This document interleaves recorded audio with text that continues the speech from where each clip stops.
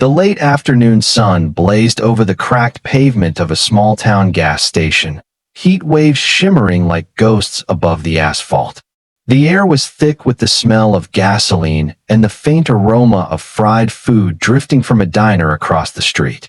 It seemed like just another forgettable day, until something happened that no one there would ever forget. At T pump number 4 stood Marissa Cole, a single mother whose life had been hanging by a thread for far too long.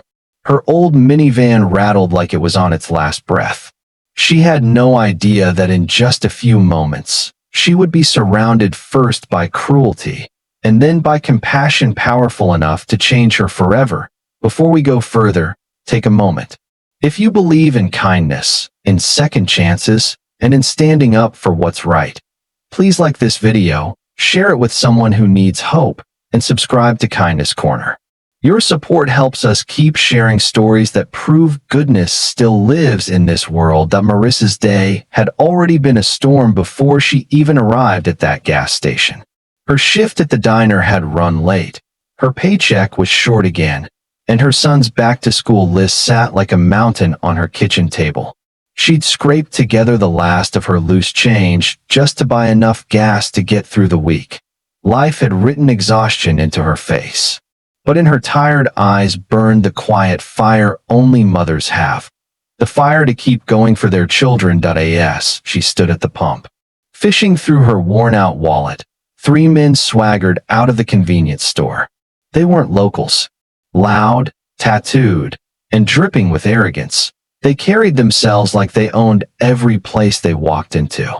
One tossed an empty soda can to the ground. Another spotted Marissa and smirked. That's when their cruelty began. They moved closer, laughing and sneering, mocking her car, her clothes, her situation. One reached for her purse, yanking it playfully as if she were some cheap amusement in their afternoon of bad decisions. Marissa's hands trembled as she gripped the gas nozzle tighter. Fear crawled up her spine. She looked around, but the station was nearly empty, no one close enough to help. Her heart pounded as she thought of her little boy waiting for her at home. She couldn't fall apart. Not now. Then, suddenly, the ground began to vibrate. A low, steady rumble rolled through the air. It grew louder, closer, until it sounded like thunder rolling in from the horizon. At first, the men didn't notice. But Marissa did. Her eyes widened as she turned toward the road. Coming down the street were nearly a dozen motorcycles, engines roaring, chrome glinting under the sun, moving like a pack of lions.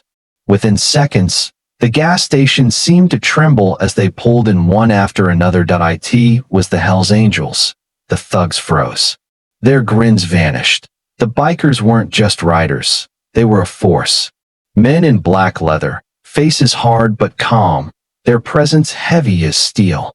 At the front was their leader, a tall man with streaks of silver in his beard and eyes that could silence a room. He swung his leg off his Harley and took a few steps forward. The insignia on his cut was enough to make anyone think twice before talking. He didn't need to say a word. His silence spoke louder than any threat ever could. The bikers spread out, forming a half-circle around Marissa, a human wall of protection. The thugs stammered excuses, trying to laugh it off, but their voices shook. The leader's gaze cut through them like a blade. His message was clear without saying a thing. Leave. Now, and they did. Stumbling, tripping over themselves, they scrambled to their car and sped away, tires screeching as they fled the lot, leaving behind only fear and humiliation. Marissa stood frozen, adrenaline flooding through her veins. Her breath came out shaky as the bikers remained silent, making sure the danger was gone. Then, the leader turned toward her. For a brief moment, she feared he might judge her. The old van, the weary face, the empty wallet. But what she saw in his eyes wasn't pity. It was respect. He gave her a small nod, one that said, "You're not alone. You stood your ground. We've got you." One of the bikers quietly slipped a few bills into her hand. Another popped open the hood of her van, tightened a loose cable, and topped off her oil without a word. They didn't wait for thanks. They didn't ask for it either. Marissa's tears finally came, not from fear, but from gratitude. For years, she'd fought her battles alone.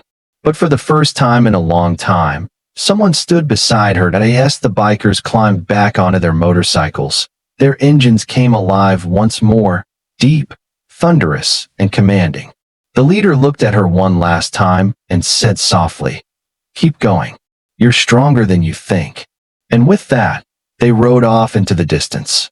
A storm retreating into the horizon, Marissa stood there, clutching the folded bills, her heart pounding with warmth instead of fear.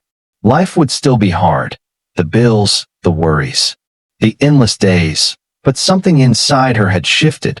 That day, she was reminded that kindness still exists, even in the most unexpected forms. That if this story touched your heart, please like, share, and subscribe to Tochos of Kindness. Together, let's keep spreading real stories of courage, compassion, and the power of strangers to change a life. And before we end, tell us in the comments, do you still believe there are people out there willing to stand up for what's right? Your voice could inspire someone else to believe in kindness again.